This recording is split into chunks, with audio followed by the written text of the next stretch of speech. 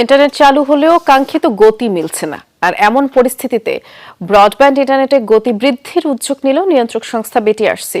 ব্যান্ডউইথের সরবরাহ বাড়াতে দেশে স্থাপিত গুগলের সব ক্যাশ সার্ভার চালুর জন্য আইআইজি অপারেটরদের নির্দেশ দিয়েছে সংস্থাটি। প্রযুক্তিবিদরা বলছেন, এর ফলে ইউটিউব সহ গুগলের সব সার্ভিস নিরবিচ্ছিন্নভাবে ব্যবহার করা যাবে। যদিও এখনো বন্ধ আছে ফেসবুক ও টিকটকের ক্যাশ সার্ভার।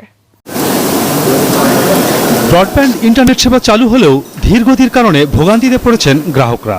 নেই ব্যান্ডউইথের পর্যাপ্ত সরবরাহ, তাই গতিহীন সেবায় মিলছে না প্রত্যাশিত ফল।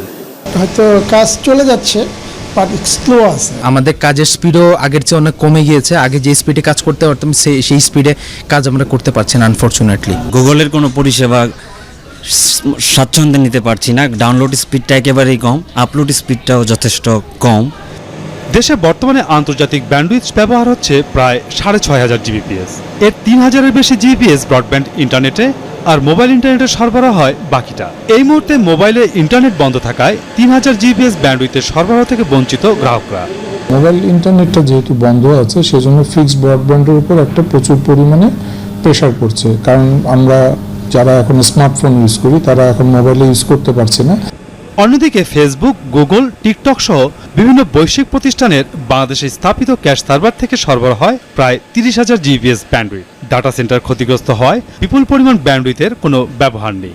এই 3,500-এর প্রায় 5 গুণ, 4 থেকে 5 গুণ ব্যান্ডউইথ আমাদের ক্যাশ সার্ভিস থেকে, লোকাল ক্যাশ সার্ভিস থেকে আমরা দিই। যেহেতু আমাদের সোশ্যাল মিডিয়া এবং লোকাল ক্যাশ সার্ভার বর্তমানে বন্ধ আছে, তার মানে 3,500 জিবিপিএস দিয়েই আমাদের পুরো কাস্টমারদেরকে স্যাটিসফাই করার চেষ্টা করা হচ্ছে, কিন্তু এটা আসলে অবাস্তব। এদিকে ব্রডব্যান্ড ইন্টারনেটের গতি বাড়ানোর উদ্যোগ নিয়েছে নিয়ন্ত্রক সংস্থা বিটিআরসি। গুগলের সব ক্যাশ সার্ভার চালুর জন্য ইন্টারন্যাশনাল ইন্টারনেট গেটওয়ে অপারেটরদের নির্দেশ দেওয়া হয়েছে।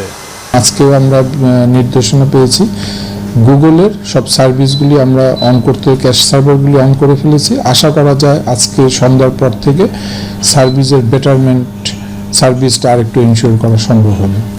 গুগলের সব সার্ভিস এবং ইউটিউব সহ অন্যান্য কিছু সেবা সীমিত পরিসরে চালু হলেও এখনো বন্ধ আছে ফেসবুক ও টিকটক।